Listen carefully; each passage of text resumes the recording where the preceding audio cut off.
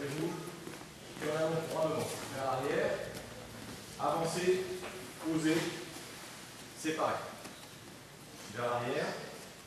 Avancer, poser, séparer. Vers l'arrière. Avancer, sans vous relever, poser le talon. Arc-bouté. Allez, on y va. Allez. Redressez-vous.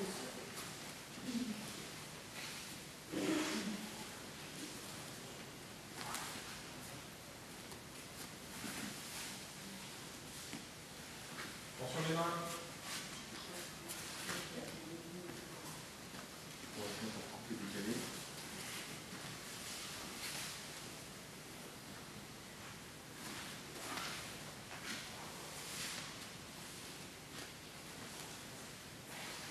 C'est bien aller vers l'arrière.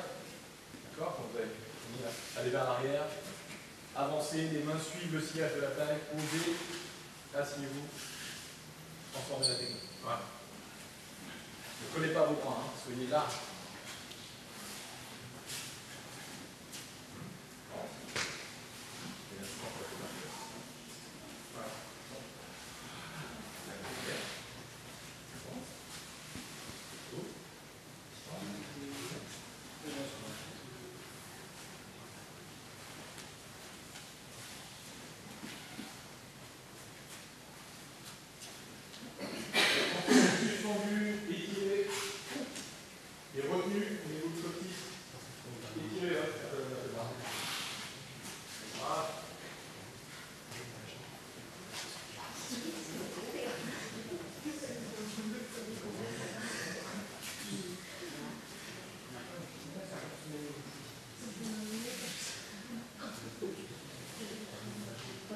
Alors pensez à vos bras.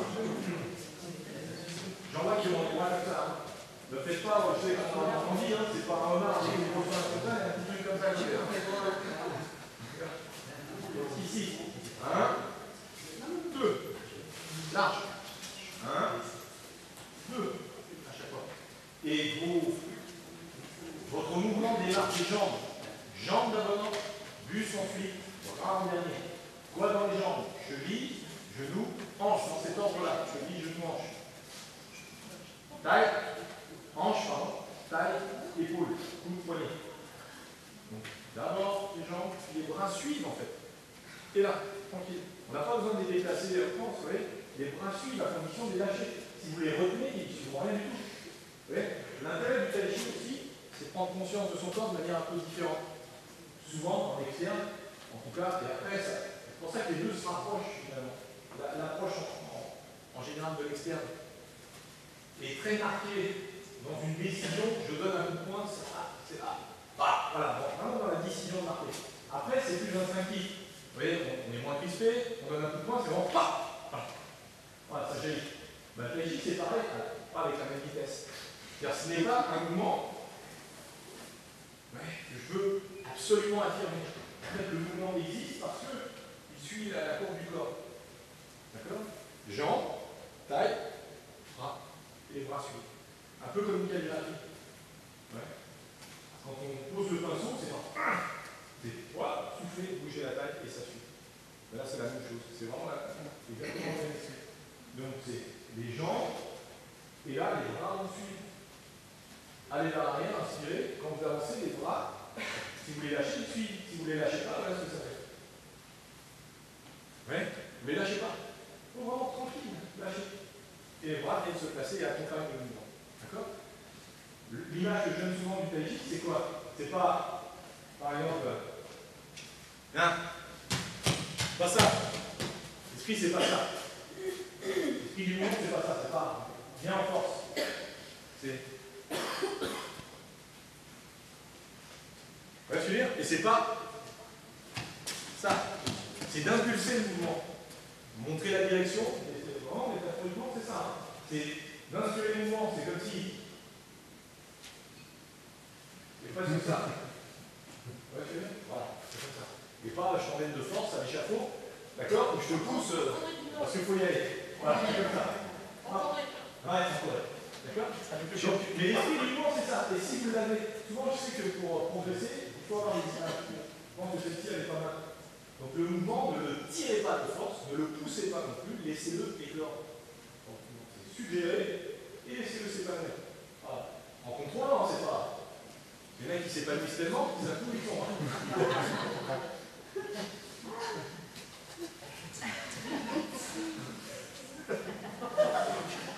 Oui, c'est ça. Il y a du frémissement, pas seulement dans les branches, mais dans les doigts aussi.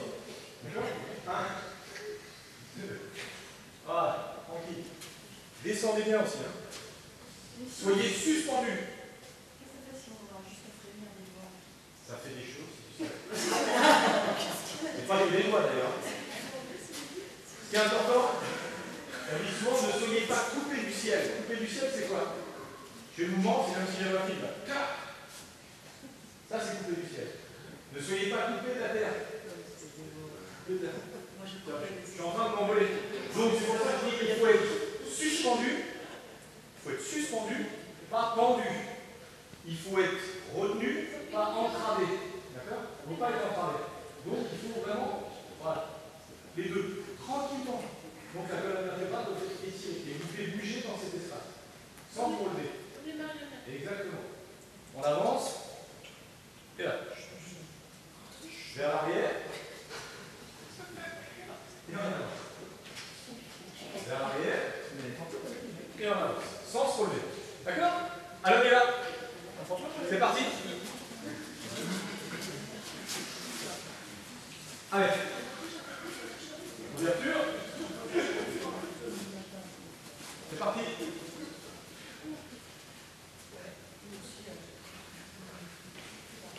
Si vous suivez.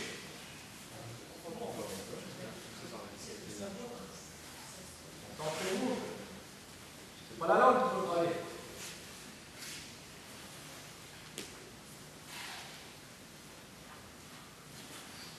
Et respirez tranquillement. Inspirez sur le repli. Rétention du souffle, on bloque sa respiration quand on avance. Et on souffle quand on pose le talon juste à la pointe de pied. Voilà. Regardez, le regard est plat. Quand je dis plat, c'est-à-dire ne regardez pas par terre. Et tournez la tête. Suivez le mouvement du regard. Tournez la tête.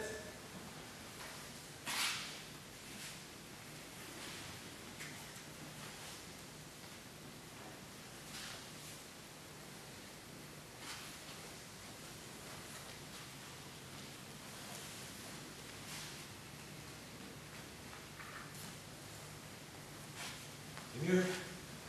Voilà, vous devez sentir en fait un mouvement qui est harmonieux, solide, apaisé, construit et rempli. Voilà, c'est plus agréable, la sensation est agréable. Hein. Attention aussi aux jambes et aux bras. N'ayez pas les jambes en retard par rapport aux bras. Là, c'est comme s'il y avait deux personnes en vous. Hein. Une qui commande les bras, une qui commande les jambes. Arrière, avancez les bras, suivez. Dans un demi-temps de décalage. Un demi-temps.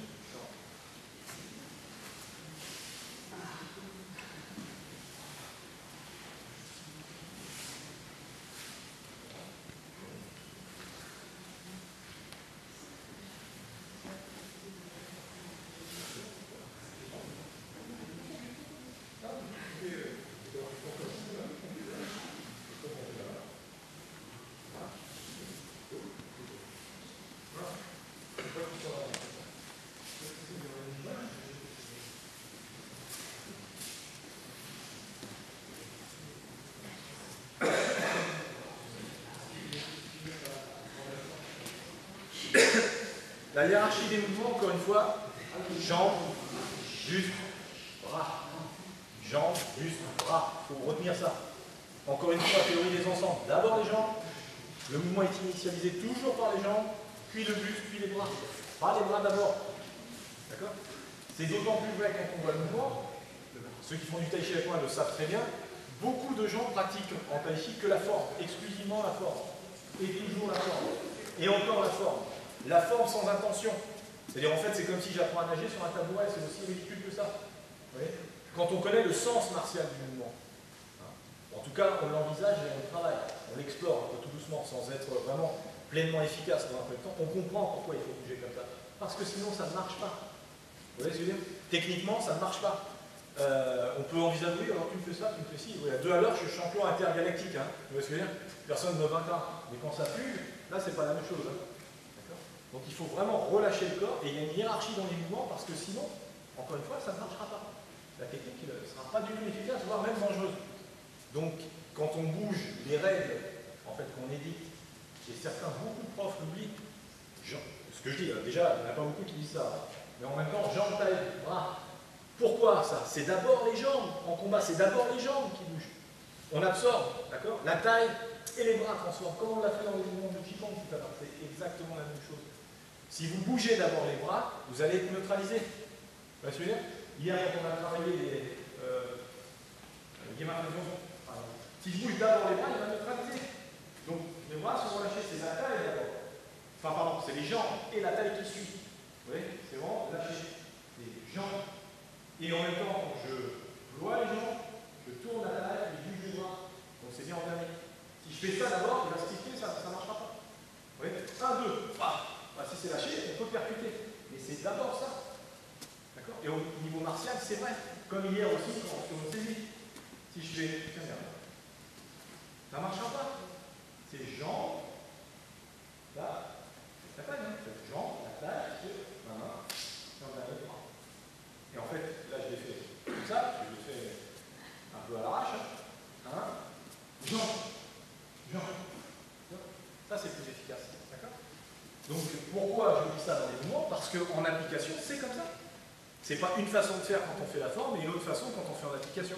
Ce qui explique pourquoi certains, beaucoup, et je vais être méchant là, 95% des personnes qui pratiquent le wushu, quel que soit le style, pratiquent mal, parce qu'ils oublient ça. Ils ont l'impression que dans le Taolu, il y a un décalage, on le voit tout de suite. Hein. Ils font le Taolu, quand on demande l'application martiale des techniques issues du Taolu, on a l'impression que c'est des débutants. S'ils ont un bon niveau en Taolu, en application, ils sont nuls. Vous voyez ce que je veux dire? En application martiale du Taolu. Ils ne savent pas faire, ça ne devrait pas poser de problème normalement. J'ai envie de dire, même, on n'a même pas à se poser la tête. Quand on fait quelque chose, par essence, on sait ce qu'on est en train de faire. Si on ne sait pas, il faut ou s'interroger ou poser des questions si on ne trouve pas. Mais je ne vois pas comment on pourrait pratiquer sans savoir ce qu'on est en train de faire. Vous voyez un peu le ridicule du truc? C'est comme si dans le boulot que vous avez, vous bossez tous les jours dans quelque chose, vous ne savez pas à quoi ça sert. Arrive un moment, il faut se poser des questions. À quoi ça sert ce que je fais? Hein? Eh oui, hein? Pas seulement gagner du pognon. Hein? D'accord?